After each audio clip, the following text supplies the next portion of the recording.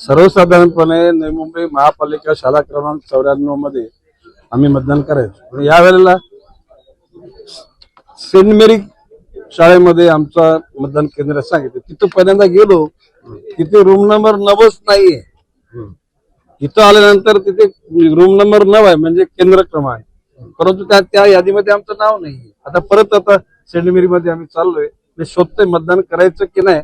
Election कमिशनरनी हे माझंच नाव, तिथला मी आमदार, तिथला राज्याचा मंत्री, तर आमच्याच बाबतीत अशी हालत असेल तर अन्य सर्वसाधारण मतदाराबाबत काय स्थिती असू शकेल याचा अंदाज तुम्हीच घ्या.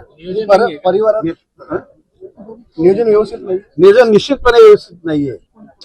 खाली संपूर्ण परिवाराच्या मतदानाचंही असं. आता आमच्या कुटुंबातले 3 ठिकाणी एकाच बिल्डिंग मध्ये राहणार आहे आम्ही. बालाजी मध्ये, काहींचं इथं आहे, काहींचं सेंट मेरी मध्ये आहे. आता तो तिथे सेंट मेरी मध्ये जातोय. आता आम्ही शेवटी मतदानाचा हक्क बजावला पाहिजे.